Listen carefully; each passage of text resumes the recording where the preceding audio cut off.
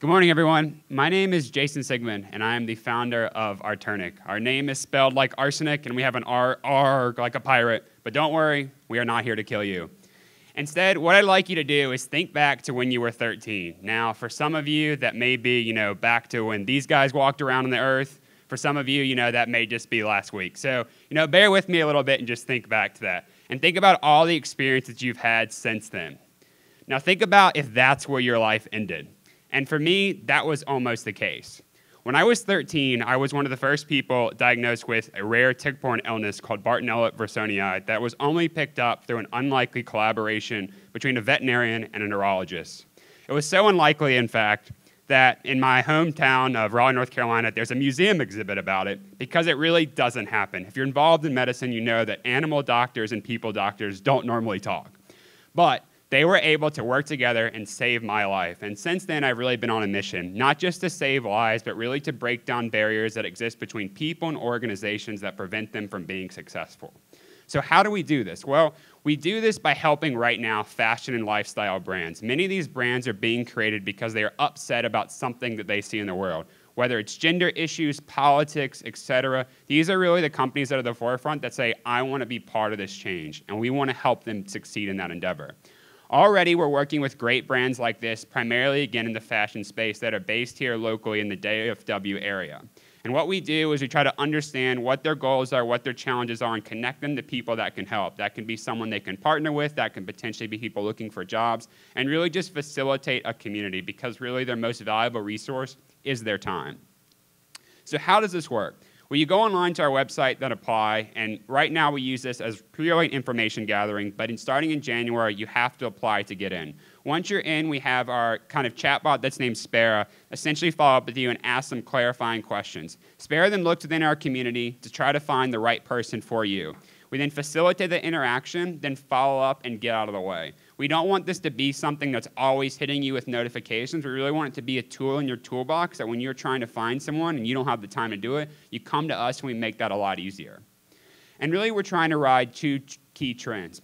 If you think back 10 to 20 years ago, and for some of you that may be difficult, and some of you it's easier, that you used to have to go to places like this, a library, a research area, and try to find the information that you were looking for. And then we decided, hey, we don't want to do that anymore, so let's put everything online. But now we've really created a new problem, this problem. Too much information. You're inundated with emails, notifications, etc. People trying to grab your time. And the people that most likely you're trying to get in contact, they deal with the same issue. And so it's hard to filter through the noise. And so what we're trying to do is really cut through that and try to facilitate what are you looking for and explain it to that person so you spend less time looking at these and more time meeting awesome people who can help you succeed. The second trend that we're trying to ride is this whole Me Too campaign, which is people who are sick of either feeling sexually assaulted, feeling uncomfortable, going to an event and feeling like they're not welcome, or that they're in a role where people don't support them. And how we've addressed this so far is through our event series. We've put on 3 events so far. We're looking to put on more in 2018, and we really try to have a code of conduct within our community where people can feel welcome, that it shouldn't matter what you come from or where you look like. It really should just matter making that impact. And we really think that we're well on our way to doing so. So far, we've launched in October. We have about 100 users on the platform in this kind of light testing beta stage. And we're really going to ramp up in 2018. One of the biggest things we get asked about is when can we add careers, because unfortunately finding a job is still difficult from both sides. So we want to address that sometime in mid-2018 and finally address events, because if you go online right now, there's so many events that you can go to, but it's hard to determine what's a good event and what's not. And we really want to make that easier by understanding what you're looking for, understanding what the event provides, and making that connection easier.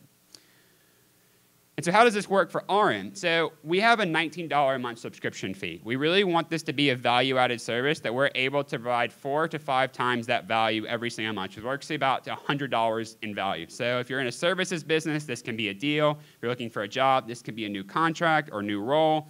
Really just we want it to be in such a way that we are not designed to sell all of your information. We're not designed to inundate you with ads. It's a tool that you use that adds value. So I really just kind of have one question for you. How does it feel to live in a world where it no longer matters what you look like, where you came from, or where you went to school? And I just have to ask, Are you in? Thank you.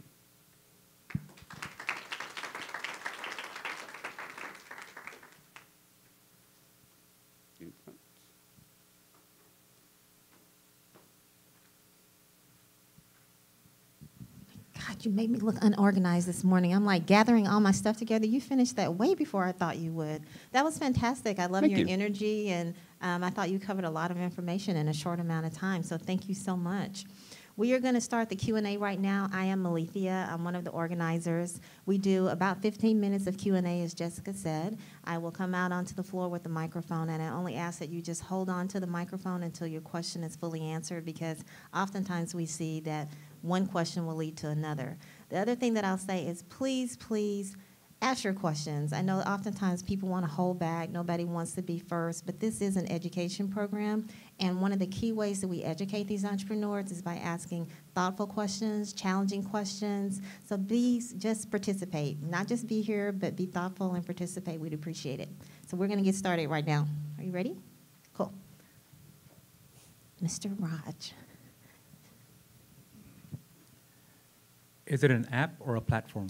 It is a mobile app right now, but we're trying to, so platform is a very interesting term. So if you look it up, it's really, if you need to have $10 million in revenue and be able to have people build on top of it. Really what we are is probably just an app at this stage, but the goal would be eventually being able to create something that people could benefit or build services on top of our platform and community.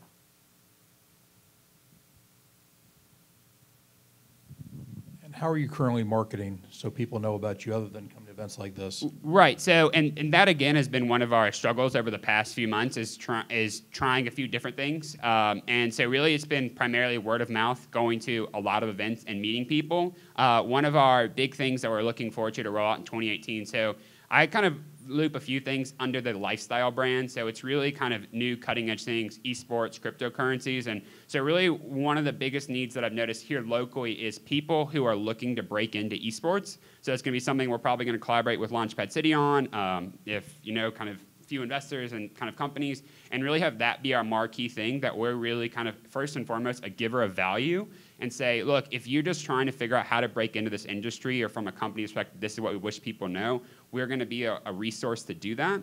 And then kind of expand from that, creating more stuff online, more content, more sort of here's best-in-class practices, but really not just try to inundate with, okay, here's like an ad or here's a free sign-up. But and again, too, it's trial and error. So if that doesn't work, we'll just keep trying things. So do you see yourself going into like a segment, like esports would be one, then manufacturing might be another, and have events geared toward that? Correct. So I would say if I would predict over the next 6 to 12 months, our three sort of core segments are going to be kind of blockchain, cryptocurrency, esports, and fashion. That's probably both in terms of people that are here that have expressed interest in a platform, and also just that there's enough of a niche that we can cover. And if it kind of falls in that, just sort of be able to tell people, look, we can't directly help. There may be someone I meet, but really focus our targeting the stuff that I'm involved with and sort of our company's involved with on those three segments. Okay, one last question. Yep. You say we. Is it we as in you? Or is it we as So a it's team? me. I have a developer who helped, and then kind of working to build out a team over the next couple of months. Jason, can you tell us a little bit about how you facilitate the connections? Yeah, so on our website, there's an application that right now just says join. And so we ask about 10 to 20 questions, which is a little bit long, but it's long for the intention of we really want to get to know you. We think that there's an interesting trend right now of a balance between technology and algorithms, is that on one end you have kind of your big social media plays, which they never actually ask what you want. They just try to observe and run enough data through to say, hey, this is what you want. And then you have a traditional matchmaker who, sits down all this time, or maybe a friend, let's say Jessica, who I've gotten to know over the past 6 months. She knows me really well, so she may say, hey, here's the person you should talk to. We kind of want to blend those together. And so we have a human element that's still kind of reviewing, hey, this is what this person is looking for. But then we have algorithms that we can build on top of it that says, okay, these are generally best practices, or these are generally, if this is what the person's looking for, this is probably who they should talk to. So we really want to kind of balance those two out. Thanks. Thanks for being here and presenting today. Can you give us a real-world example of what an interaction might look like from beginning to end? Sure. So let's say that, Hook and Albert. So they're a fashion lifestyle brand that's based here in Dallas. I know the creative director, and he's on our platform.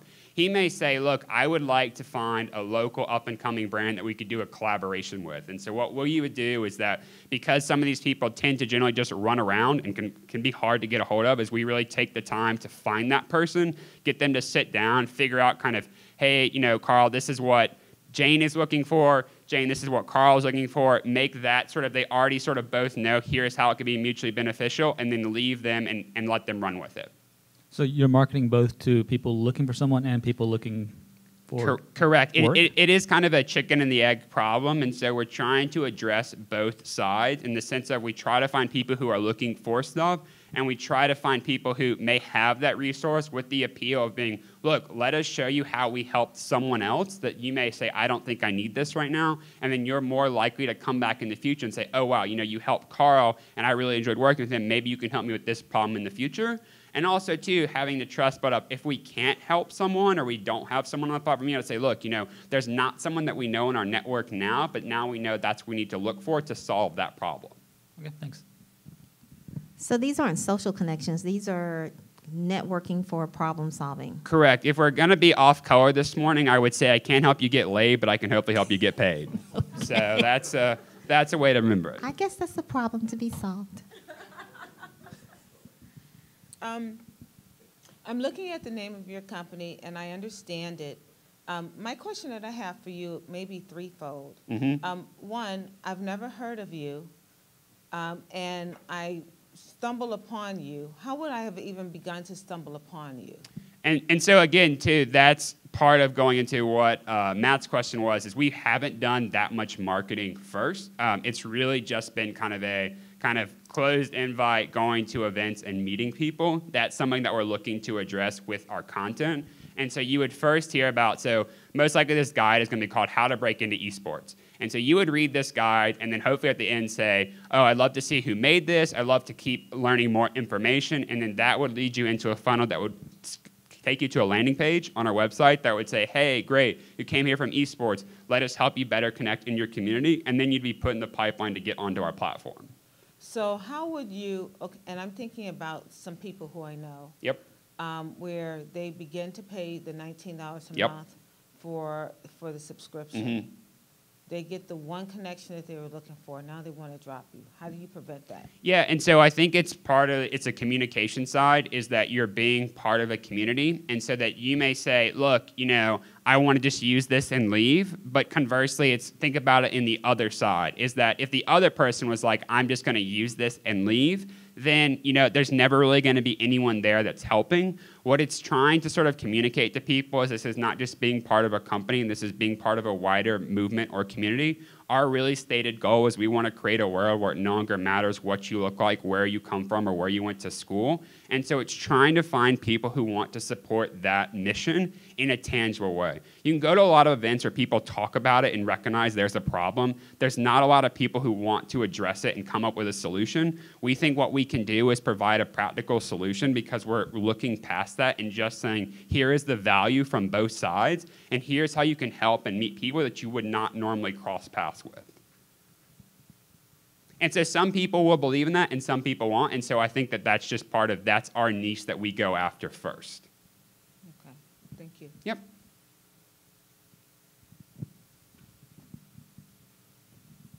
How is this different from LinkedIn? So the biggest difference is kind of to go back to that notifications overload is for LinkedIn, you're doing all of the work. And if you're just starting out in a career and are not that well known, it's very hard to make those connections. And particularly with our demographic, which is kind of the under 30 model and under 35, people don't really like LinkedIn. They're on there because they have to be, not because they want to be. And we're really just lazy. We want something that bring it on demand. Let me know, this is what I'm looking for. Great, here's the person. As where LinkedIn really wants you to do all this work and add these massive string of connections. Have you considered at the beginning having student rates, or you've got to build up a network to make people want to join it? Right. So with student rates, it's that was actually our initial target was students, but what we found with students, or what sort of I found, is that there's sort of this barrier that exists in terms of what the real world is actually like and what they think it is. And so there's a lot of students who still feel that if I can go through in 4 years and graduate and do well enough in school, there'll be a job waiting for me. And it's hard to explain to them that you need to start building connections and building your network sooner rather than later, and so that you can start finding people who want to provide you a job or want to make a connection. And that just proved to be a very hard explanation. And so it's not really been a money problem that people, from what I found, are not interested. It's more just that, as you're saying, it's a network, or I don't see how it's practical to me. And so it's trying to build up a niche and start to show here the success stories.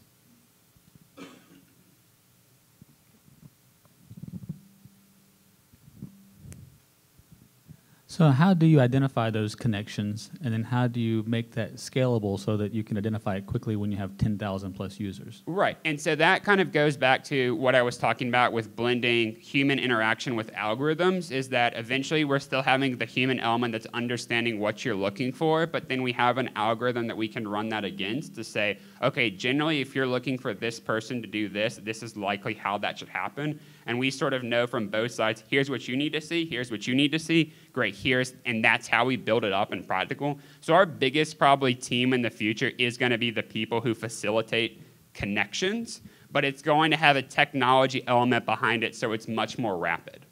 So you're going to implement any kind of machine learning? Exactly, like that natural language processing, yep. Okay, so back to the student question. Yep. So the student don't have the money. Now the student don't think they need to build their community before they graduate.